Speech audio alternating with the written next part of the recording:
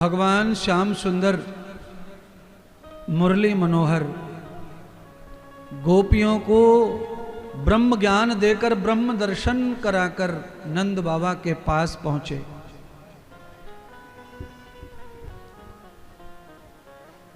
बोलना चालना सीखना जो भी चाहिए, भगवान को अनंत अनुभव सृष्टि के समाज के बाल रूप में आ गए, क्योंकि अनुभव आना कहाँ से था, वो तो सब कुछ था ही पहले से। पर बालक लीला में भगवान ने अज्ञान लीला भी की है। जैसे कुछ आता ही नहीं है बालक को, तो भगवान को कुछ आता नहीं ऐसा प्रदर्शन कर रहे हैं। पूरे गोकुल का निरीक्षण कर आए। नित्य करते ही हैं प्रभु ब्रह्म मुहूर्त में सबके घर का निरीक्षण। ब्रह्म मुहूर्त नाम ही इसीलिए है प्रातः बेला का, क्योंकि सर्वत्र जो भगवान हैं उस समय ऑडिट करते हैं एक साथ पूरे ब्रह्मांड की। ये ध्यान करो। तो दिन भर रात भर जो कुछ भी अच्छा बुरा हुआ वो तो हुआ, पर प्रातः ब्रह्म मुहूर्त में हम सबको केवल शुभ ही शुभ करना चाहिए। एक भी गलती ना हो, दिन भर ना हो, रात भर ना हो गलती तो, पर हो जाती है।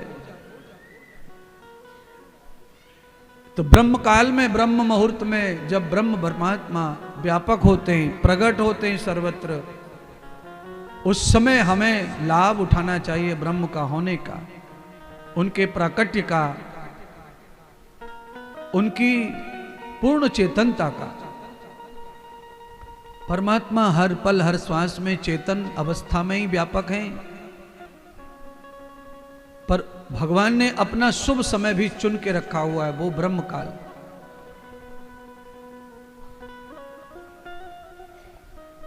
सब घर की मालूम है उनको, सब चित्त की मालूम है, सब घट की मालूम है, उन्हें सब पता था।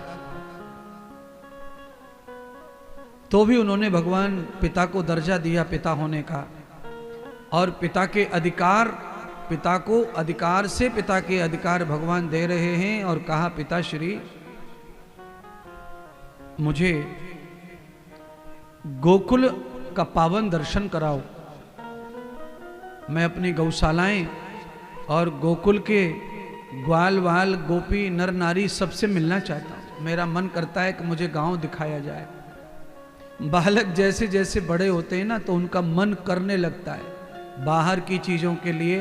तो भगवान ने ये निश्चित कर दिया कि 5 वर्ष के बाद बालक का मन बाह्य ज़्यादा हो जाता है, बाहर की ओर भागने वाला। क्यों? इंद्रिय बोध होते से ही मन तीव्र हो जाता है।